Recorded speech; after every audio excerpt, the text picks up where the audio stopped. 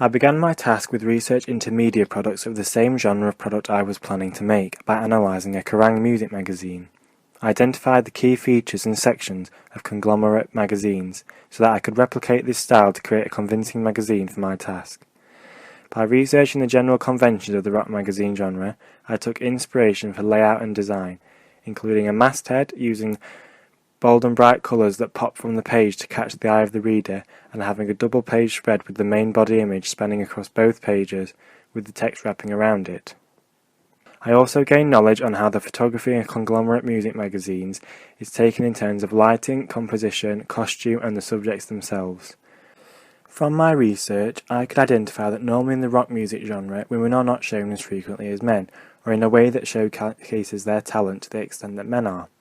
Due to the fact that there are more men in the magazines, Carl Rogers' theory of ideal self comes into play, as men will aspire to be like the artist featured in the magazine.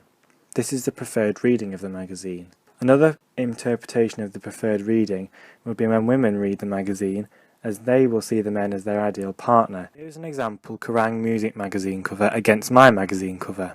Here I can identify which of the conventions and codes I pastiched from the industry magazine.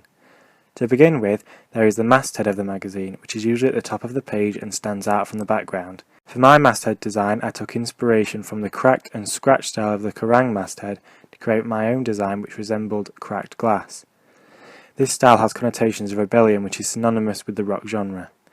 Next, I have made the main cover line simply the name of the band it is linking to, which also anchors the main image using Roland Barthes' theory of anchorage.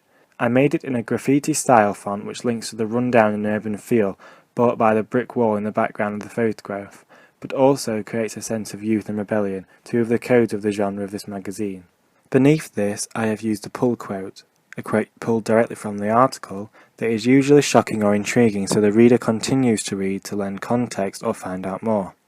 The other cover lines are mostly on the left third of the page, so that they are in the left third, so when stacked side by side the contents of the magazine can be seen to draw the reader's eyes. This is a convention that I pastiched from the magazine. On each of the cover lines the main word, be it band name or keywords, were coloured in yellow, which fit into the house theme of white, black and yellow, as the dateline and tagline were also in this yellow colour.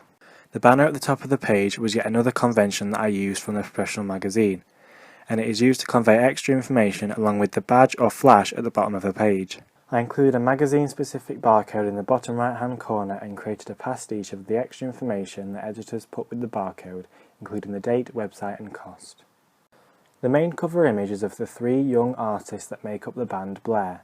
The way this photograph is taken challenges the usual conventions of magazines, as the band is usually photographed in front of a green screen which is later edited out or in a studio so that they are on a block colour background, but due to the fact that I wanted the raw urban feel to the magazine, I used a brick wall as my backdrop. The girl from the band is stood in front of the two guys in the photograph, connoting her importance in the band as she is the lead singer.